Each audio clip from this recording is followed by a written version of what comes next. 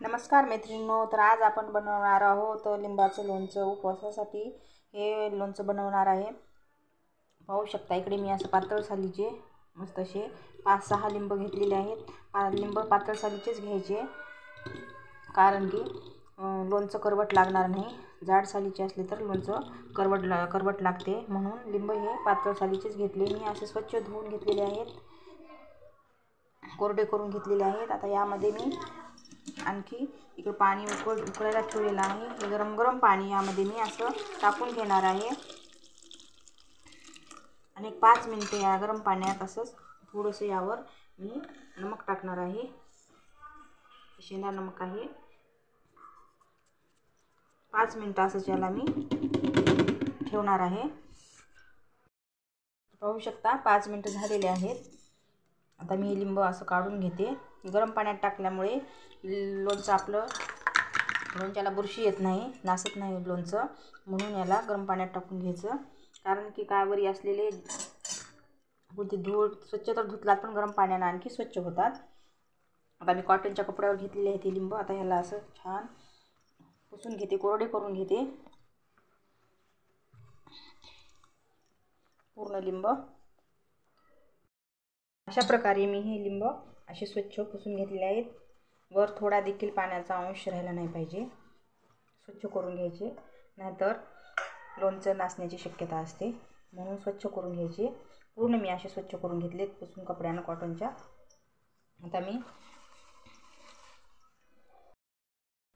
आता मी यांना अशा प्रकारे कट करून घेणार आहे. लोणच्याचे लिंब मी असेच चिरते, अशा प्रकारे असे उभे, कारण का कापायचे छान पडतात असे चिरल्याने. आपल्याला एका लिंबाचे 8 भाग करायचे आहेत.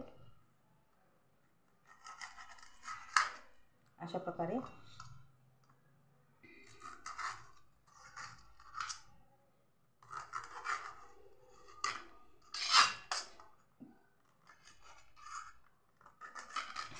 पूर्ण मधल्या बिया ह्या काढून घ्यायच्या आहेत. अशा बिया जर मध्ये राहिल्या तर लोणचं करवट लागू शकते, म्हणून पूर्ण बिया काढून घ्यायच्या. बिया नाही ठेवायच्या मध्ये. मी अशा प्रकारे पूर्ण लिंब असे कट करून घेते. कोणी कोणी म्हणतात लिंब असे उभं कसं चिरतात, पण लोणच्यासाठी मी असेच लिंब चिरते.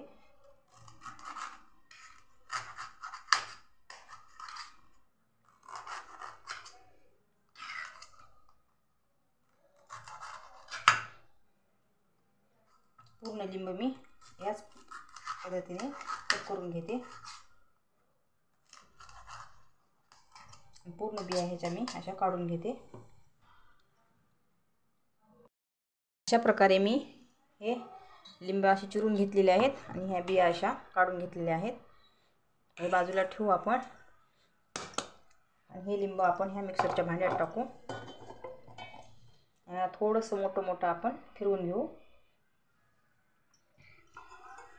त्याला मी बारीक करून घेते.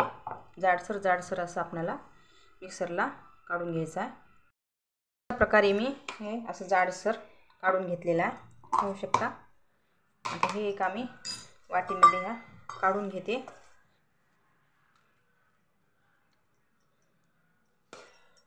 खूप छान होते हे लोणचं, तर नक्की ट्राय करून बघा.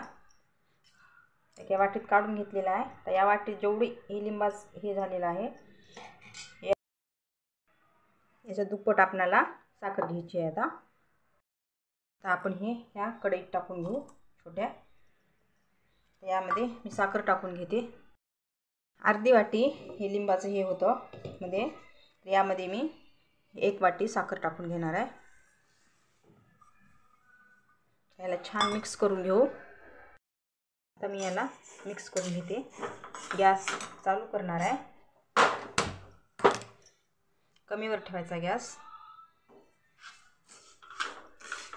आणि पूर्ण असं मिक्स करून घेते.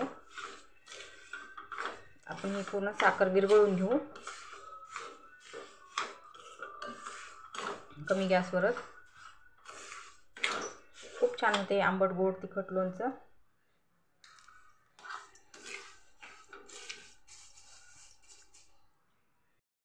अशा प्रकारे साखर विरघळत आहे. तर याला छान असं साखर विरघळून घेऊन आपण लोणच्यासाठी कसं पाहिजे ते तयार करून घेऊया.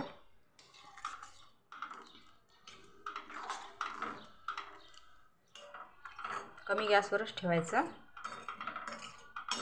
गॅस फुल करायचा नाही. खूप टेस्टी होते हे लोणचं, आंबट गोड आणि तिखट. छान असं आपलं लोणचं तयार होत आहे. यामध्ये 1 चमचा मी जिरेपूड टाकणार आहे. टेस्ट छान येते जिरेपूडनं.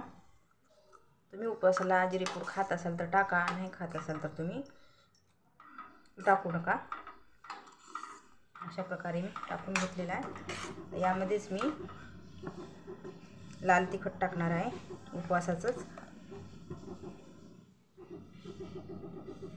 तुमच्या आवडीनुसार तुम्ही लाल तिखट टाकू शकता.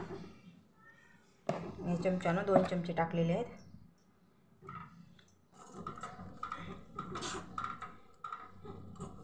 आता मी टाकणार आहे शेंदानमक. अशा प्रकारे 2-3 चमचे मी हे शेंदानमक घेतलेलं आहे ते टाकणार आहे.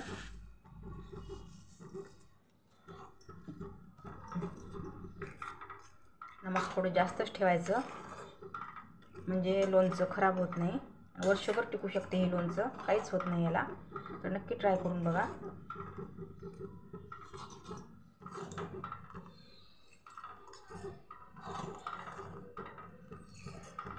दुसरे कोणतेच मसाले टाकायचे नाही, कारण की आपल्याला हे उपवासाचं लोणचं आहे, त्यामुळे कोणते मसाले याला चालत नाही.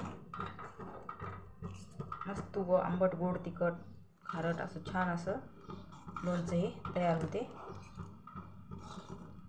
ही गरम गरम असतानाच यामध्ये पूर्ण टाकून घ्यायचं तिखट, मीठ आणि हे पूर्ण साहित्य असा 1 तारी पाक झाल्यानंतरच टाकायचं मध्ये. अशा प्रकारे असा 1 तारी पाक होऊ द्यायचा आणि मगच टाकायचं, म्हणजे आपलं लोणचं खराब होणार नाही.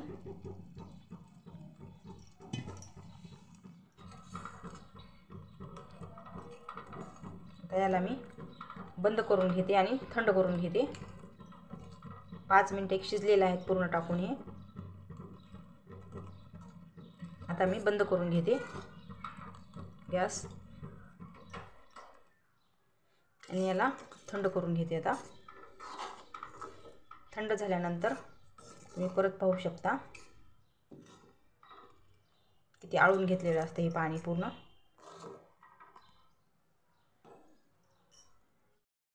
पाहू शकता 2-3 तास झालेले आहेत. लोणचं थंड झालेलं आहे.